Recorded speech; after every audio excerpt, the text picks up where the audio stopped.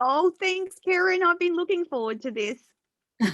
Me too. Yeah, it's always a pleasure to speak with you, and you truly are a beacon of light in a dark world. And we try not to make the world too dark, but there are a lot of dark corners, and to have someone like you shining the light in there, in your little torch with the head torch into the crevices, it's exactly what we need. That's a Exactly. good description. I love it. No, I love what you're doing. I absolutely, I was on your show, I don't know, a couple of months ago, and I just love that Yeah. you're doing similar to me in a different way. And that's what I love, that we can all be doing similar things, but they're very different ways. And, you're shining a light on people doing good things, and projecting that out to the world. And I think that we need more of that. And I love what you're doing, and I love your story, and which we're going to share in a minute. I love, I hate that people have been through adversity, and I can't stand particularly that children, go through sort of trauma and suffering. However, and there's not really a good however, because I think it's absolute shit. But if that can be turned into a positive, for healing for yourself and for others, I think that's the only way to be, because otherwise you sit in victim mode Yeah. forever and ever, and you're no good Yeah. to yourself or the world. But I still think it shouldn't happen. But anyway, it does, and so people like you, having an impact. So I think you're awesome. I said it in the intro, and I said it when I just started speaking to you, that you truly are a beacon of light for many. And Oh, success comes from pain, as we've just mentioned. And I also did touch on your childhood, having a lot of trauma. And if you're happy to share, tell us a little bit about your yeah. childhood and the impact that it had on you. Thanks, Karen. I guess I keep learning more and more about the impacts of trauma. And so each time I learn something else, I fit it into my own story. I've been listening to Oprah's new book that talks about what happened to you. And it's actually been really good to see my childhood through that lens. So I was born with a congenital facial defect, a little thing called a pre-auricular sinus that happens in about 1% of the population across the world. Now, they're tricky little things because even though they're quite small, they appear on the side, usually on the side of the face, the ear, the jaw. And the problem with them is they just continue to get infected all the time, over and over and over again, without much resolve. And so what happened to me was that the surgery that tried to fix it didn't work. And then the third lot of surgery resulted in them, they're not sure whether the surgeon nicked the facial nerve or whether it was the subsequent infection that knocked off the facial nerve. But I was left with a left sided facial palsy, which looked like I'd had a stroke as a child. So um, obviously, I'm now understanding that there was trauma just around that whole process. Mm. And then I energetically absorbed the trauma from what my parents went through at that time. And then once I got to school, there was bullying, endless bullying. And then all tied into that is low self-esteem because you don't feel like you fit in the world. And I didn't understand until recently that the inability to smile cuts off your communication and the way that you learn to communicate with people. I Wow. didn't realize any of that until much, much later in life. So I would not smile. And because I wouldn't smile, that elicited certain reactions in people Mm. because I was afraid to smile, scared to smile. And sometimes it hurt to smile because of the condition of my face. So add into that, a dysfunctional family upbringing, low self-esteem, and then you start on the back foot as you enter adult life. And then for many women, my story follows a similar trajectory. Sexual assault, domestic violence, divorce, and all of those things, and culminating in a major breakdown in my 40s. And that's the first time in my life that I started to work on me, my mental health, and healing and dealing with what had happened to me along the previous 40 years. And if you think undoing 40 years of dysfunction is easy, no. It took a good 10 years before I felt like I'd even speak about anything. And then it's the learning and education, it just goes on. So childhood suffering has an impact, and I'm learning that that suffering can be, in some children, what we look on as quite major. You know, mum's gone for 3 months or something. All of those things have an impact, which is fine if we recognize that and we talk about it and bring it into the light. One of the key things I like to talk about is shining a light on trauma, shining a light on the things that happen to us, because then they cease to have power over us in our lives. And I will continue to do that. Um, and continue to tell those people's stories, because it's important, Karen. The same as similar to what you do in telling people's stories as well. It's yeah, it's awful, isn't it? And it's exactly what you say. You know, sometimes it can be not even apparent as a trauma. You know, and as Yes. kids, we keep things to ourselves. You know, and we think I won't say anything Yep. because someone's going to Yep. say something, or and then and when you're talking about, even if they're small traumas, the culmination of them all stacked on top of each other, and then it Yes. becomes this Yeah. dysfunction that I don't even know why there's a dysfunction there, because you can't actually pick a specific traumatic event, you know, but it's culminated in this big blob of dysfunction, and it happens to Yeah. so many people. And you're right, we keep sweeping things under the mat, and we keep pushing ahead, Yes. as long as we're getting successes. I'm okay. Yep. You're okay. I'll just keep going. I won't talk about this. Whereas if we developed as humanity that ability to openly talk about things, openly talk to children about their little traumas, and give them the capacity to talk about it at 2 and 3 and 4 and 5 before they get to a 40-year-old, when it's incredibly difficult, challenging work, and some of the damage is permanent. So for myself, that damage, I'll have to take antidepressants for the rest of my life. Mind you, down the track, I'd like to challenge that thought, but for the time being, that's what works for me. That's what keeps me safe. That's what keeps me sane, and that helps me balance my life. And whatever it is that ultimately keeps you going and keeps you happy, whole, and healthy, that's what you need to do, you know? Yeah. That's what you need to do.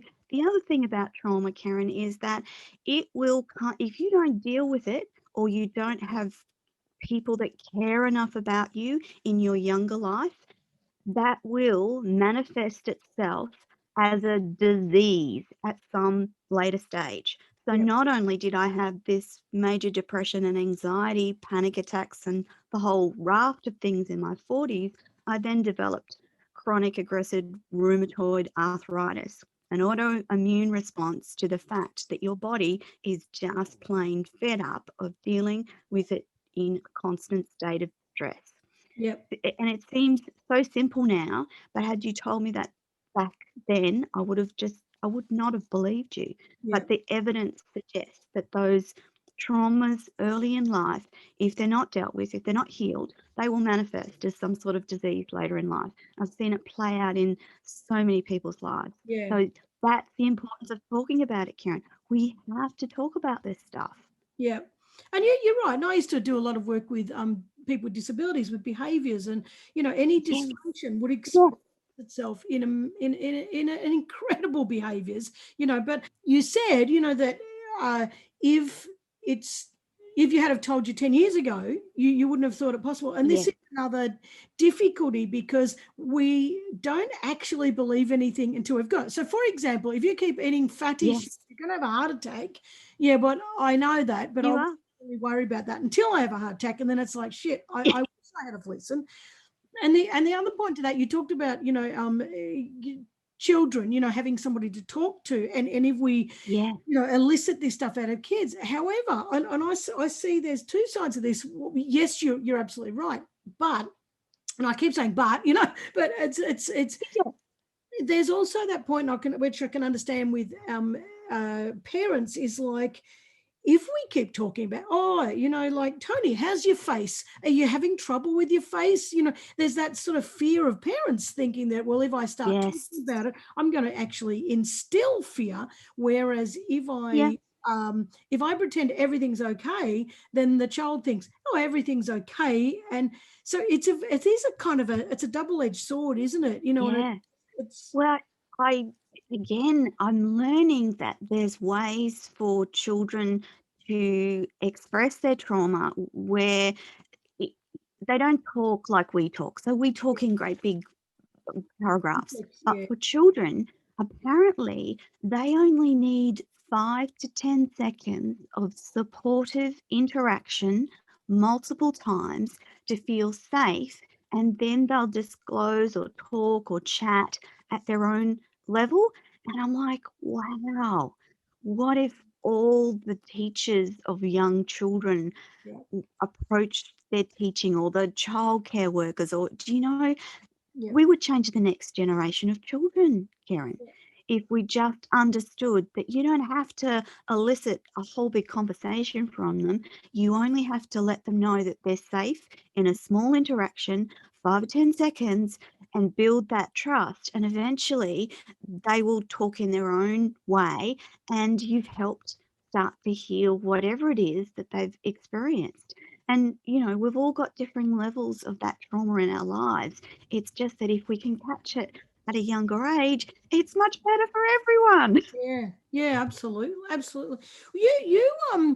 You went into the healthcare industry, do you know that? And Yeah. you did beautifully there because you are an empath. You're a soft-hearted, and that's not a weak thing. That's a fantastic thing. You're beautiful Mm. care for others. So going into the healthcare sector, and you shining in there because of the care you brought to people. Do you think that was a way of how unconsciously perhaps helping others and helping yourself to heal by moving into that field? I believe that the universe leads us on the journey that we need Yeah. to take. And although when I was looking at work, there were like teachers, nurses, and bank jobs. That was about, and I'd applied for 3 bank jobs and didn't get them. And so the next thing on the list was nursing. So off I went at 17. But yes, I often remember getting, we had matrons back then, and they were the disciplinarian ogres at sometimes. They were just not really very nice people. But I remember being chastised by a matron a number of times because I would sit with my patients by their bedside and talk to them, or sew their buttons back on, or sit on their bed. And of course back then you weren't allowed to sit on their bed, and you weren't allowed to, develop a relationship or a rapport with them. But yes, that was very much how I felt that I could heal. And I know now that some of those gifts that I had were around empathy and probably a bit of clairsentience, because I often knew that people were about to pass. Yeah, I intuitively knew, and on many, many occasions, this person's actually got bowel cancer. They need to do blah, blah, blah, blah, and try and, but I was always trying to hide the fact that there was that inner knowing, and trying to use my medical and nursing experience to go, oh, well, you've actually got this and this symptom. I think that perhaps you might need to do this, this, and this, rather than going, look, I can see this little tumor here in your small bowel. You've got to go and get that fixed. Uh, so for me, that health was about caring, and it was in an attempt to figure out what the hell was wrong with me. You're mm, absolutely right. I spent the majority of that going, what the hell's wrong with me? What is wrong with me? What is wrong with me? When in fact, it was what had happened to me that was causing some of the dysfunction and the behaviors in my own life. yeah, I made stupid decisions, dangerous decisions, bad decisions, and I couldn't figure out where that was coming from. And it all actually stems back to, some trauma and dysfunction. yeah. But yeah, I didn't see it back then. Yeah, no, we never do. That's the thing. Now, I want to talk about the matron in a sec because I just want to, add a bit of humor, add a bit of humor to this bit. But first of all, I don't know if anyone can hear those the trucks going past. It's always as soon as you hit record, every truck has to go past. But before Yes. there was some dead set dickhead. I don't know if you heard him roaring up there because you know what happens when the rain starts, all the dickheads open Yes, I do. their carports and Same. out they go. Yeah. Yes. So Yes. some moron was driving up there. So if you heard that, I apologize. But the matron, when I was because I'm 58, so we're talking around the Yeah, same. we're the similar ages. Yeah, yeah. Yeah, and when I was one, I was so. I mean, I was walking and talking when I was 9 months old, and I had my own decisions about how life should be. And Yes. anyway, Mum Yeah. tried to feed me something other than lamb's brains, and now when I think about that, I'm like, oh Jesus, God, I can't believe I ate it.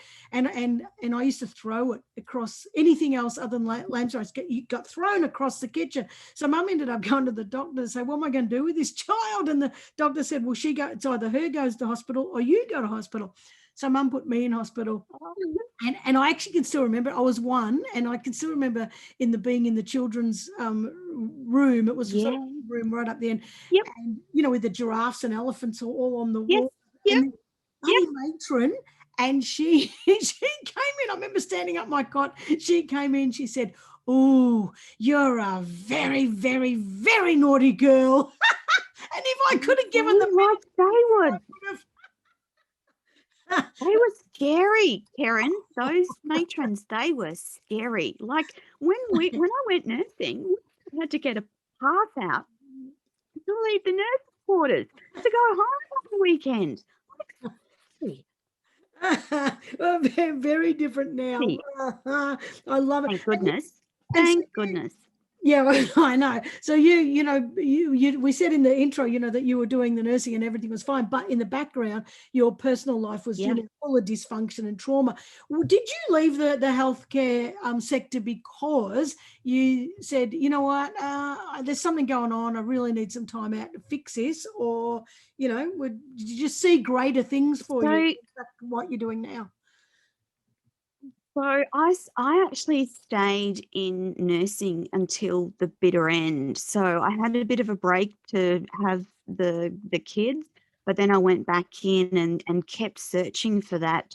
What's wrong with me? Yeah. What's better? So that actually went. I drove myself. I did big projects. I pushed myself further and further and finally made it up into the corporate echelons of Queensland Health at the time, and managing statewide projects and big hospital expansions, so highly motivated, driven and organised. However, all it took to unhinge me was one day at work when a colleague uh, said to me, I think that your emails are inappropriate, or the group of my colleagues had said, or they took homage to one of the emails I'd sent, which was just me being Toni Mm. and open and honest and saying, I think I said, "Uh, this is wasting time and energy. We really need to do blah blah blah." And so they all took offence at that because they're public servants and they think that their job is the end of the world. And so that was all it took. And I had my first breakdown, and I started crying, and it didn't stop for 3 days until I finally thought, I'm this is really bad. I feel really bad. I better go to the GP. And that was the first time in my life that I actually accepted help, because he sat me down and said, "Toni, your brain and your mind are in trouble. Your body is closely following behind. You're having a mental and physical breakdown. I think you've got major depressive disorder that's been untreated. Here's what I need to do. You need to stop work. You need to get some counseling. You need to get some therapy, and we're going to try some drugs." And I just cried for weeks and weeks and weeks. But I did what I was told for the first time and started on that journey. And I'll be forever grateful for that Mm. GP who sat me down that day and said, "This is what's happening in your brain. It's no longer functioning normally. And unless we do an intervention, it's going to be a bad outcome. You're not going to make it to 50 because you might." actually kill yourself because I was having, deep, dark suicidal thoughts, and my self-esteem was just, I thought that Yeah. I was nothing and no one and nowhere. So from that point of realization, oh my God, this is bad. I need to get some help, and just starting from there. And it took, 10, 12 years to get back to some sort of normalcy. So quite a lot of hard work. Yeah. Were there any strategies or practice, therapies or specific Oh, practices lot. that really helped that you Do you know, I think number one was starting to educate myself Mm, around how the brain functions and what trauma does to your brain pathways, and how you get stuck in a fight or flight um, mode, and it gets stuck there all the time. So it's just trauma on trauma on trauma. Then you're vulnerable, your self esteem's low. So you pick bad people to hang around with and pick bad partnerships in mm, life. But uh, so number one, it was just the GP that day explained it to me so simply, just said, your brain is misfiring. There's a mm, malfunctioning, and this is what we need to do. So number one. And then one of the therapists I went to in the first couple of weeks could see how I was struggling. And she just broke it down really simply and said, Toni, when it's really, really hard and dark and you want to end your life, I want you to stop. I want you to sit down, and I just want you to breathe. And I want you to breathe in and breathe out. I want you to not think about anything else. You don't have to do anything else. You don't have to be anywhere. You don't. And I did that, Karen. I did that solidly for the first 6 months. And I still do that from time to time as a coping mechanism. But what that does inside your brain is take it out of lizard brain, it takes it out of protection mode, and it calms your whole system down. So those little things were most helpful. And then it was about tackling trying to sleep, and it was about making sure I had a walk, and it was about I got myself a puppy and mm, discovered that this little puppy loved me unconditionally, and how could that brightened my day. So it was lots of little things mm. that then started me on that journey and kept me going. Then once my brain was engaged in figuring out what happened to me, then there was that search. And as I've uncovered more and discovered more and learnt more, lots of reading, lots of research. And yes, I had to stop working for the first time in my life. I had to stop. It was like a reckoning. Mm. So you can't do the work and keep working. You have to stop, and you Yeah. have to start journaling and all the rest of it that Yeah. comes with that healing and self education. Yeah, and I think the raising it from the unconscious to the conscious, is the very biggest is the Definitely. biggest step, because once it's there, you've got something to work with. Whereas before, it's just kind of like feelings and emotions and Yeah. dysfunction. And you don't know where that comes No, from. And that was, for me, that was finally like a discovery. Oh my God, that's where that anger comes from. yeah, Oh my God, that's where that particular feeling comes from. And then you can start to rewrite those conversations you have in your head. And all of us have them. I don't care who you think yeah, that yeah. you don't. Everyone has conversations in their head. And Mm, when you're in that very bad place, they're horrible conversations. mm. And you need to start changing them one conversation at a time until you get to a point where it's, pretty positive most of the time. Yeah.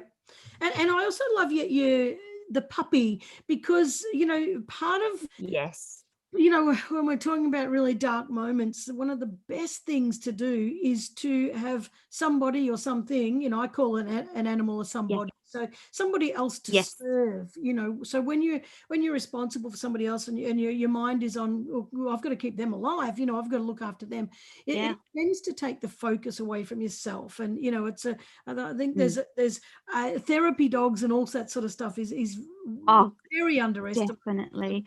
the power And of. Karen, Bella's been gone for 3 years now, so she lived to the ripe old age of almost 12, and she died.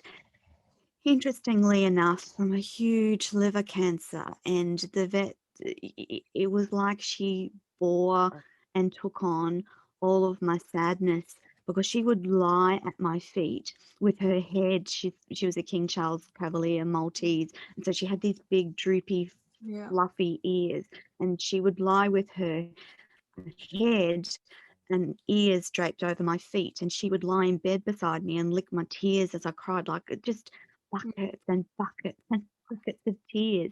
Or she would curl up in a little ball when I was curled up in a little ball beside me. She was just with me like no one else, Yeah. and very much part of the healing process. Yeah, yeah. We underestimate dogs, like their intelligence and their Absolutely. energy and their spirituality, Mm, and any and mm. I'm going to say it. I don't care who hears this or who hates. I don't give a fuck.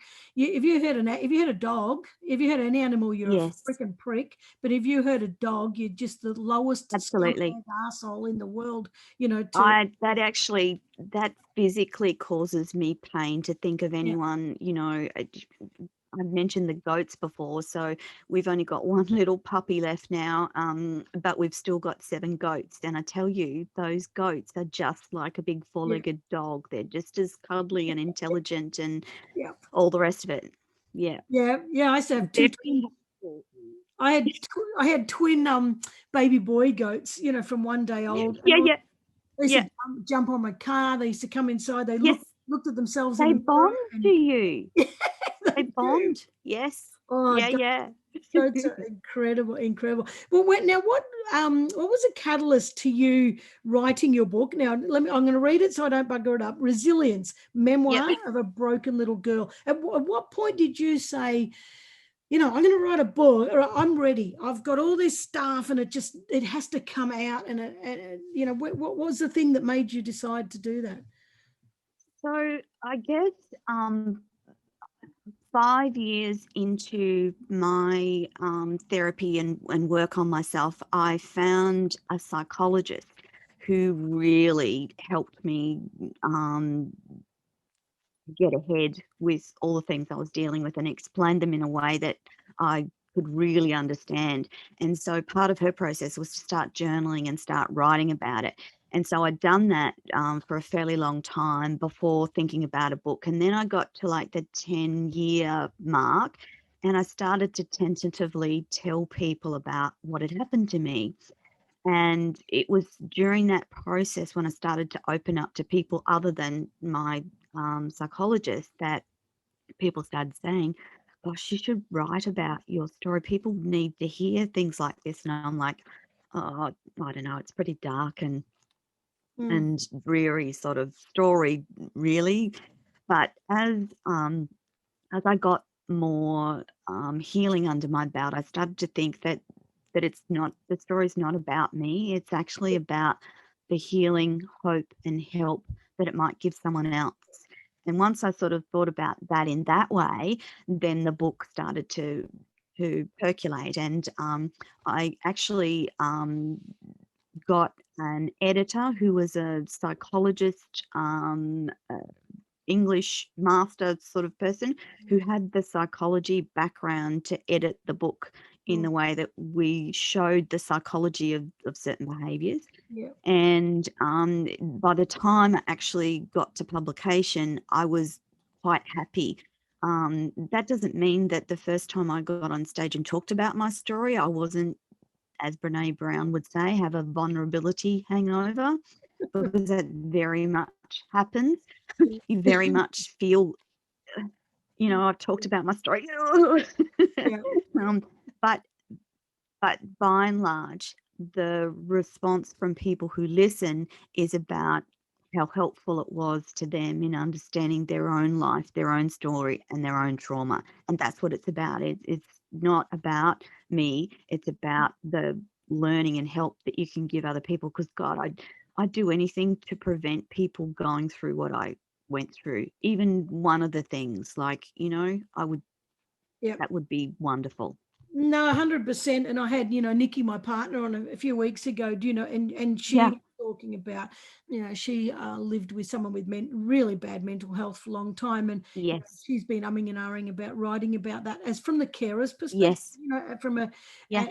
and the hell that you go through from that perspective without shaming the other person. But then we Yeah. also Yeah. had Dan Eddy on just the last week before, and talking about Yeah. mental health and how Yes. you can still have mental health issues, but you can still do great things, by pushing. Absolutely.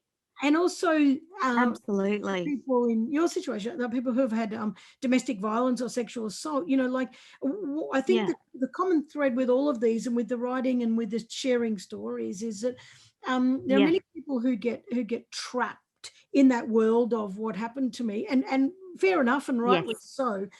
But it's not until other people talk about it, where they see, oh, they went through it too, and I'm not alone, and they came Yes. out the It's other that. side.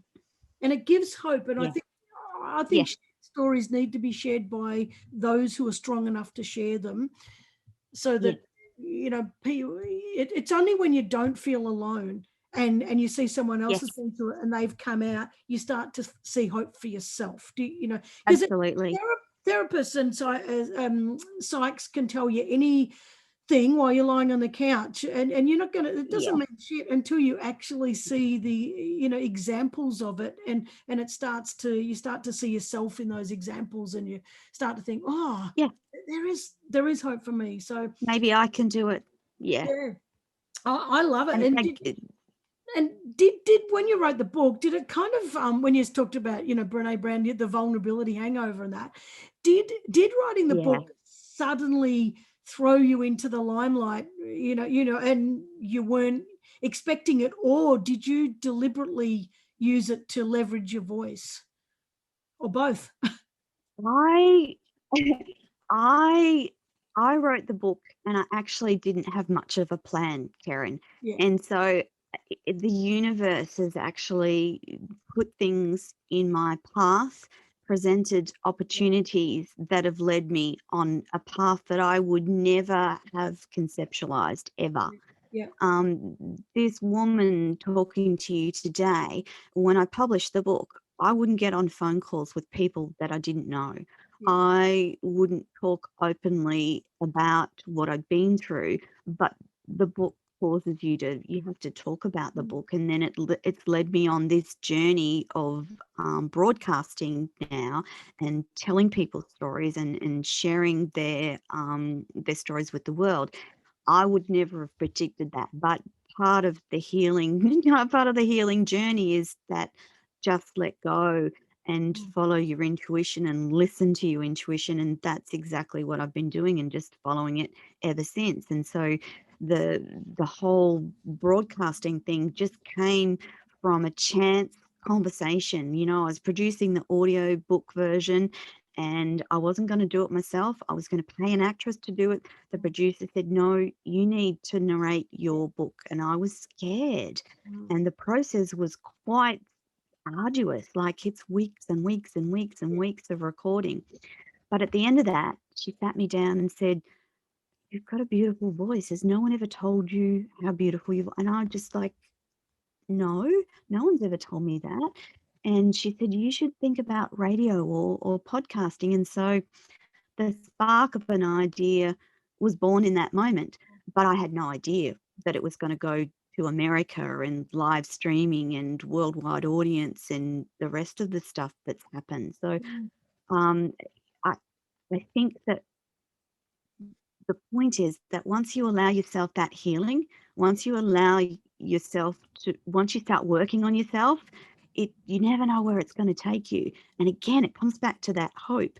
Like I'm a middle-aged a gal in a male-dominant industry of media, doing what I love, passionately talking to people, and that's what's come from dealing with my trauma, talking about my trauma, writing a book, bang, bang, bang, bang. It's gone on and on and on. So you don't know what you can create once you start working on yourself and once you start healing, because then all sorts of good things start to come about. So yeah, that yeah.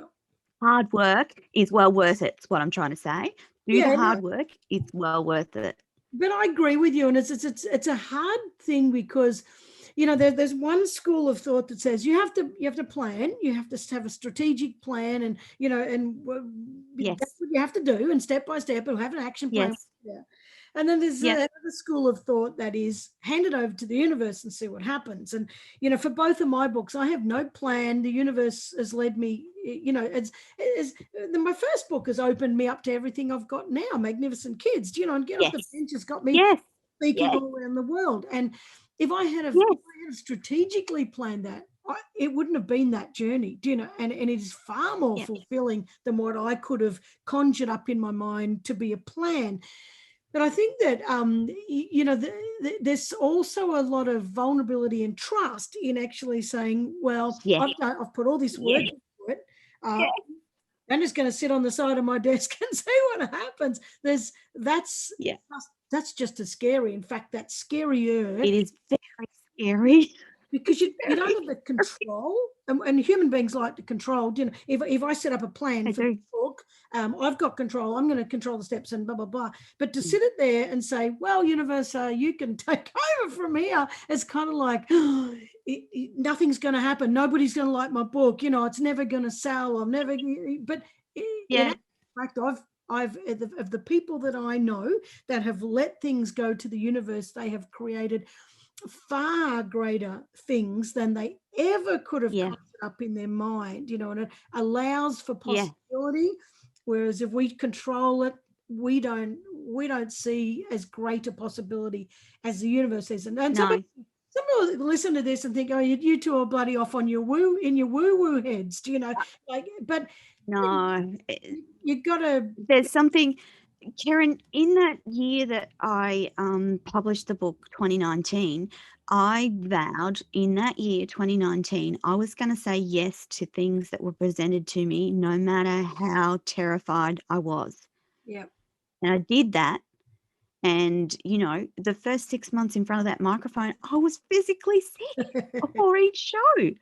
But I just kept doing it because I thought that there was something in this, that something was driving me forward. So I just went with that. And it's now down the track that I'm like, now I'm starting to think about, you know, strategic foundations and missions and visions and values and all that sort of stuff, and sort of a bit backtracked. But, you know, I think if you allow things to transpire, we're inherently creative, particularly women. We create human beings. Yeah. So therefore, why can't we create anything that we desire? Why can't we create big communities of interconnected humans? Why can't we have big impacts? And I think that this time is ours, Karen. I think this is a woman's.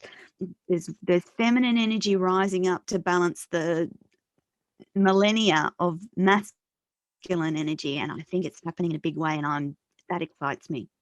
Yeah, it excites me too. I think it's and I so agree with you. We can create so much stuff. You know, is it Yeah. possible? I just think we've got to keep asking ourselves that question all the time. What's Yes. possible? What's possible?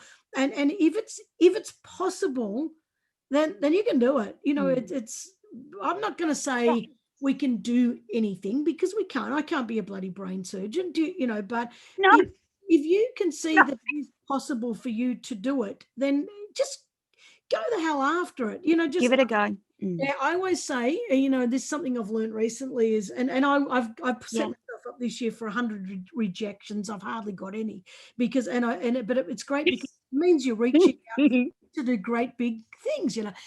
But there's you know, Yes. something I've learned recently is do one big thing a week, and in any big thing, you know. So email Brene Brown and you know that sort of stuff.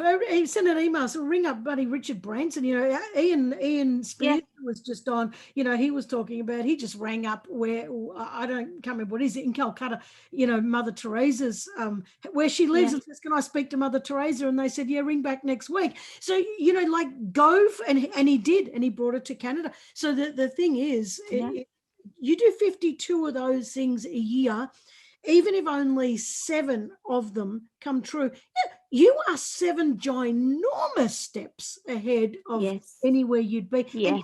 get comfortable with the rejections. Just get comfortable with it, because and they're not Yeah. personal. Just go for it. No. So you started Radio Tony, and Yes. talking about, doing this big media stuff in a man's media world, and here's you are, this Yeah. middle-aged woman. But I think you hit on something quite poignant, where you said uh, you're passionate. You've got you're passionately Yeah. bringing through this voice. And clearly it was, you were meant to sort of shine your light through the crevices of the male media, and here I am. So you started as a platform to help others share their stories, and did that happen organically? I mean, I know you said, that person said you should do radio, or did you Yeah. specifically seek out a platform with impact? No. It started like in the humblest of ways. That chance comment, I think maybe 6 weeks down the track, I was, trying to build my social media platforms and just connecting to lots of different people, and connected to a media company CEO out of Florida, a company called Talk for Media, and just chatting. And I asked questions because I'm very curious. So I always ask lots of questions. They'll either answer me or they won't. I don't Yeah, care. But that's right. that just led to a conversation. And he said, I want to jump on a call with you. And I'm like, okay. Never heard of Skype before. Said, this is what you do. Set up your Skype account and I'll get on Skype and I'll have a talk. And we had a chat, and a half-hour conversation turned into an hour and a half, and that's how Radio Tony was born. He said, because the conversation was about podcasting, and he said, why would you bother podcasting when I can give you a platform that'll let you stream live worldwide? And I'm like, well, that sounds darn scary. What the hell thinks you? Why me? Why? Said, oh, you've got a really good story. You talk about it. I'm like, oh. Anyway, got it all organized, and that's where Radio Tony. So I started with audio streaming only, live streaming shows, and then the live shows converted to a podcast. And then I realized down the track that I really, really loved doing this, that I loved creating safe spaces for people to shine, for them to share their knowledge and wisdom and stories with the world.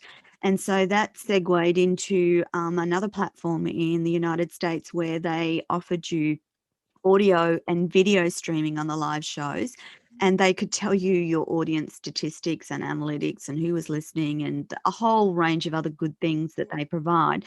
So I sort of swapped to them, and then thought, okay, I really am enjoying this.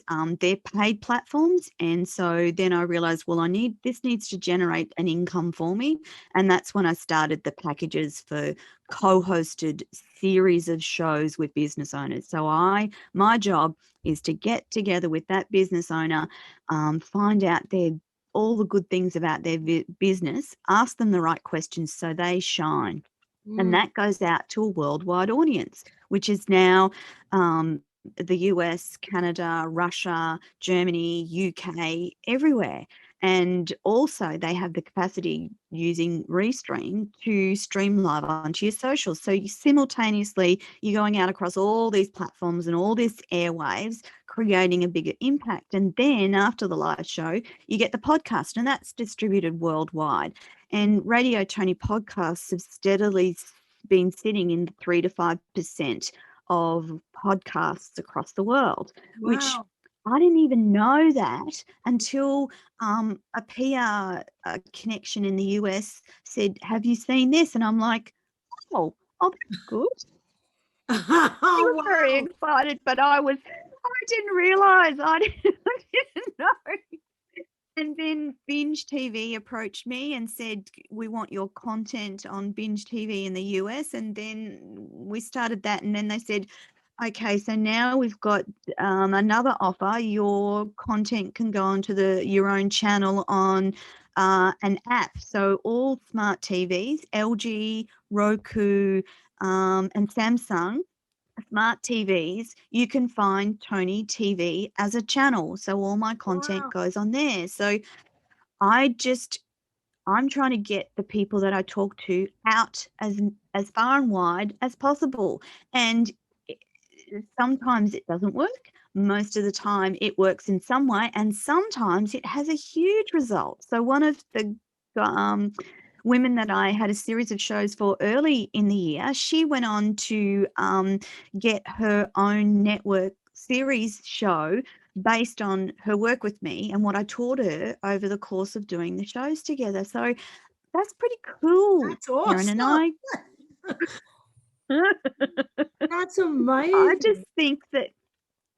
think that you can use non-traditional media in a way that suits you and still get the sorts of results that traditional media, but it's like a fraction of the cost. It's Yeah. a fraction of the cost. So you've got a series of 6 shows for a quarter of the price that it would cost you to run a 30-second ad on national TV. Wow. So That what's gonna work, you know? and you What's yeah, gonna work better? and it's not just one country, it's the whole bloody world. It's amazing. Yeah, and then you get the files. They become your files. They're your podcast files. They're your video files. You can chop them up, repurpose them, use them on your website, train your staff, whatever you want. Like I just having that capacity and trying to and letting people know that they have that capacity to do their own thing. So you might want to go on channel 7, but they're going to keep you to 5 minutes and they're going to tell you what you can and can't do, because whereas this creates your own space. You can swear if you like. You can play music. You can interview whoever you want. Yeah. What a better way to Yeah. and create impact across the world. I lo I I love love it. I love it. oh, I love it too. And and if you go on the mainstream TV and stuff, they chop it all up anyway, and they only put the bits on that you wish they didn't put on, and they didn't That. put all the good bits Correct. Yep. on. Yep. More and more people across the world are choosing to what they will tap into. So either a live stream that they want to tap into, or a podcast, or a show series like my channel. So people are choosing that over mainstream media all the time. There's a Yeah. huge predictive rate of growth in that area, and Mm. I'm just really happy to be part of it. Oh, but you're not just part of it, you're facilitating it. Like, so people can just come to you. You not only give them the Yes. the 6 shows. I mean, of course they're going to pay for it, but as I you s said, it's very affordable, for what you're getting, for the Yes, exposure, and for the reach that you get. And it's yes. it's such a great, and plus you're teaching them, plus you get the files, plus it's magical, And Karen, I'm invested in their success. I Yeah. want the businesses that I work with, they're like my family. I Mm. still talk to most of them all the time Yeah. because they'll email me and go, "Hey, someone just contacted me from Germany. They saw my show from October last year." And I'm like, "Oh, that's pretty cool." Do you know what I mean? So you never know. You just there's I like to impart people with that belief that the right people will see them at the right Yeah. time and they'll get the right message. Yeah. And that's the faith that you try and instill in people as well. Yeah. And that is it, isn't it? It's like you can't say, "Oh, I only want this to go to America because I only want American speaker," or "Oh, bloody whatever." Because, like you said, that guy in Germany, one person, it only takes one person from somewhere Yeah. in the world to come up with a great idea that includes you, and your entire world can change just in that. And you Yeah. could never have planned or strategically organized that person, Nope. and if you try to Nope. get to certain people, it's just impossible. But I agree, the right place, right time, uh, Yeah. right belief. You've got to believe you've got Yes. to believe that the universe will connect you to and I have to say, since I surrendered to that concept, that is without a doubt what keeps happening. Yeah. Each week I'll meet with someone that blows my mind and blows me away. Yeah. And people that I've met with previously will send me things like, "Hey, Toni, you want to try out this little piece of software I've written that does XYZ?" And I'll go, Mm. like my friend, one of my friends in America, Matthew Pollard, made this little program that attaches to Google Chrome, and it allows you to speak content, audio, and reply to emails. So, Wow. so it just, you get the email on Gmail, this little microphone comes up, you click on it, you record a message, and bang, it sends it, off it goes. Stops your emails like piling up till not getting to them for a week, like just Yeah. magic. Just little things like that that make people's lives, that's what keeps me happy. Just, "Hey, guys, let Wow. me share this with you. This is really helpful." But it's but the fact that you're invested too, like there's a lot of people who sell Yes, products and sell programs and sell this and sell that, and it's kind of like, it's a transactional thing. It's just kind of like, well, you yes, give me the money, I'll give yes, you free shows and goodbye, and but yes, when I don't think there's room for that in the world anymore. I think that it's all about building relationships and truly being yes, invested in the success of the other person, and not just, if you're successful, I get ticks on the board. It's about, I really want to cheer you on because you're absolutely. succeeding, and Yes, that's because the, I really believe in you and your business, and I really think that the world needs to hear yeah, about you and your business. So yeah, absolutely. And so when you send me this podcast, I will put it on Tony TV in on binge as well, because like people need to go, "Oh, Karen, what's Karen about? Oh, let me Google," because yeah, everyone Googles stuff now, yeah, and yeah, it might be the solution that they're looking for, you know? yeah. 100%. I do. Every time I see someone, I'm like, who's that? And I Google that. Yes. I might only sit there Yep. for three Yes. seconds, and sometimes I might, click on Yep. another five things. But it's the immediacy of the internet, that we can, Absolutely. instead Mm. of just being like untouchable faces, because that's what Yes. it used to be. Yes.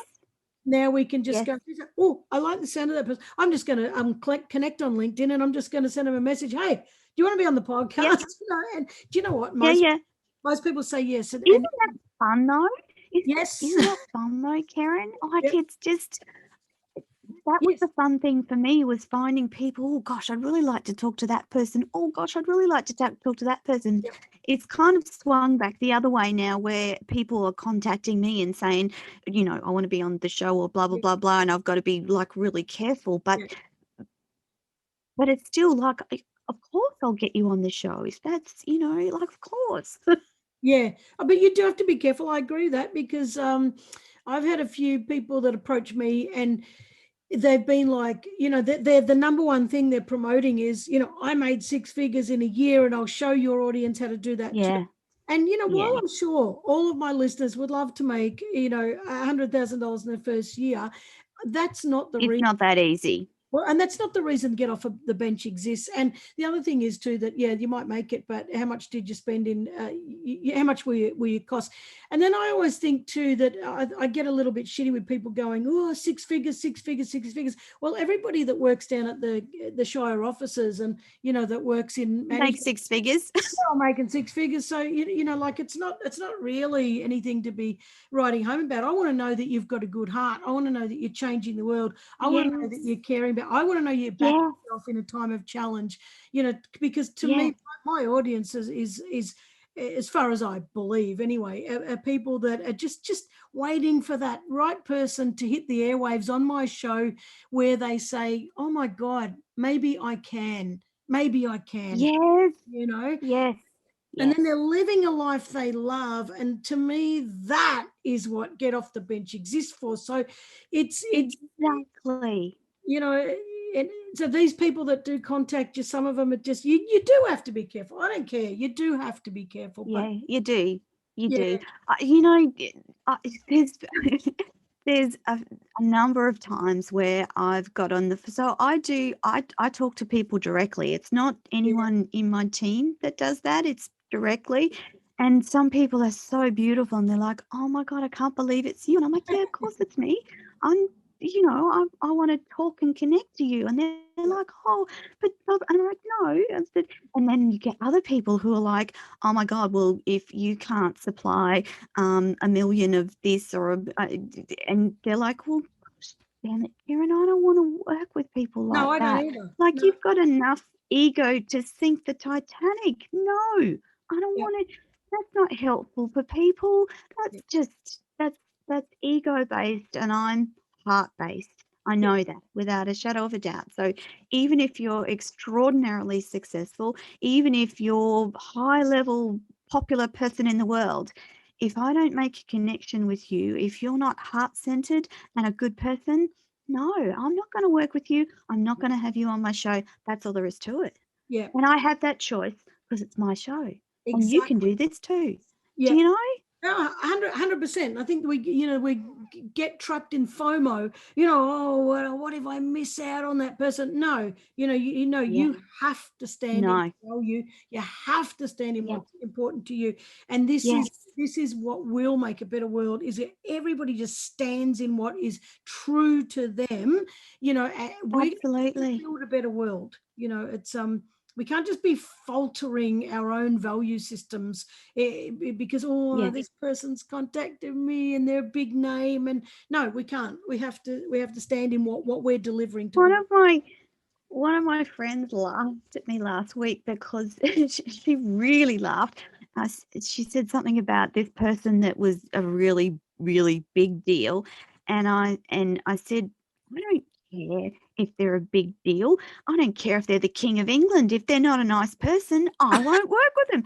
And she just fell off the chair laughing. She's like, "Oh my God, Tony," and I'm like, no, it's not. We've got enough of those sorts of people in the world. I want to talk to the real people that have got real life experience and that are willing to share from that place of learning. I don't want to talk to the person that inherited $10 million and has made a $10 billion business because they don't understand what it's like to do the hard work because they've been gifted stuff all their life. Yeah, no, I don't. That's not my person. It's not No, my tribe. That's not my purpose.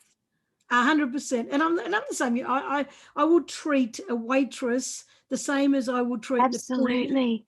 and I Yes. will not falter from that. And I 100% Yes. agree with you. And I have this saying, I don't care what color you are, I don't care what religion you are, I don't care what sex you are, I Yes. don't care any of that. But if you're either a nice person or an asshole, and if you're an asshole, you Yes. get lost. I'm not going to work. Yeah. Yeah. Yeah. Yeah. Yes. Anyway, Yes. we could Yes. we could talk on this. I'm sure we're entertaining people with our opinions, but, but You so long. I'm sorry, Karen. But do you think that's the power of a middle-aged woman? Like you get to your mid-50s and you're like, I don't give a fuck anymore. I'm gonna do me. yes, I absolutely do, and I love it so. I love it so much. Oh, geez, I tell you what, we could go on forever. I've loved this, and you've really, I've loved what we've talked about. I've loved that you've brought out, Oh, how you can heal after, any sort of pain, and how other people can take that message and really start to apply it to their own lives, or to give some hope to their own life. So yes. I love this. I'm going to ask you my big question. I don't know if I should. Yes. I always think, I wonder if I should keep this question in, but screw it, I'm going to ask you anyway. So this podcast is about get off the bench, to inspire people, to take action, of course, back themselves. So what advice would you give to somebody who has experienced trauma to whatever degree and is feeling Mm. worthless and like they have nothing to contribute to the world? Do you know, if you're listening to this right now, number one, you are never worthless. And number two, you're alive, you're unique, and there is a place in this world for you. Do you realize that there is only one you and that there's someone out there that can only hear their message from you? So if you don't look after yourself, if you don't get your healing, and if you don't start on that road that you feel like you need to take, they miss out. And, you can't deprive them of you and your unique thoughts and your unique vision. Don't deprive the world of you. You are really special, and just know that you're not worthless. No human being on this planet is worthless. No one, no one, nowhere.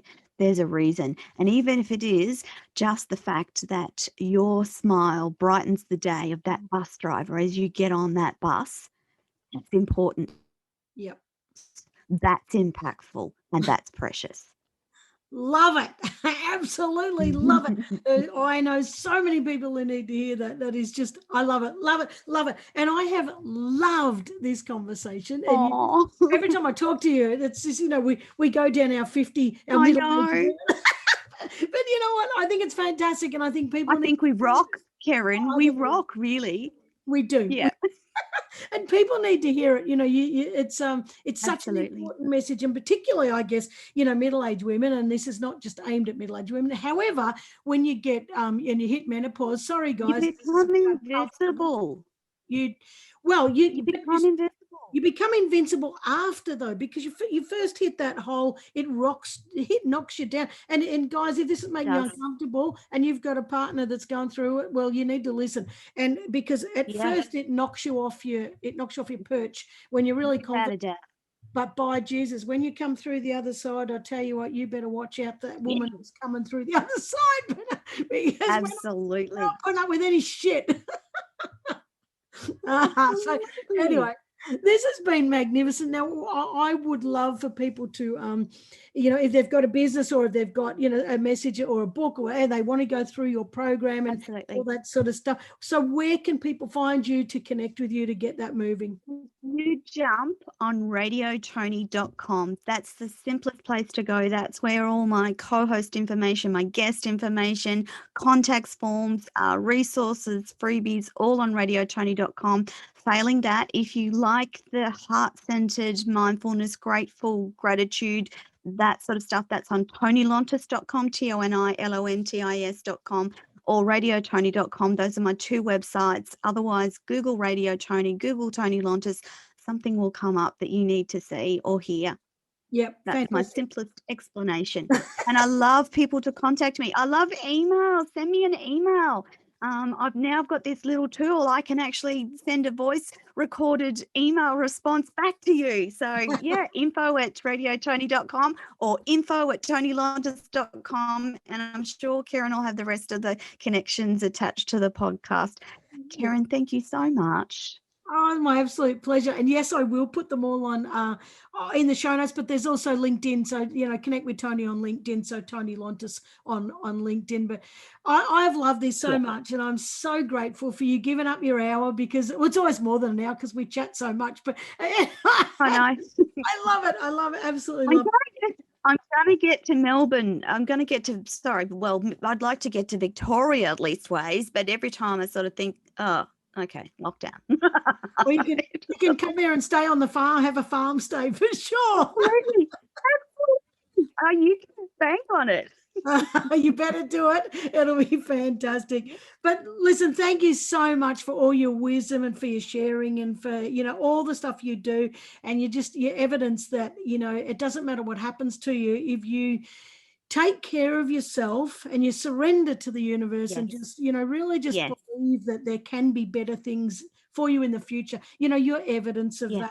And you're doing amazing things all around the world. And who would have thought that broken little girl could be having Absolutely. an impact globally. So I so appreciate you sharing your story, and so appreciate you having faith in yourself, and that the world hasn't missed out on what you've got to offer. It's so important. So thank you. They missed out for a long while, but I'm trying to make up for that. Sure are. All right. Well, thank you so much, and we'll catch up soon. Thank you, darling. Thank you so much. Okay, see ya. Bye.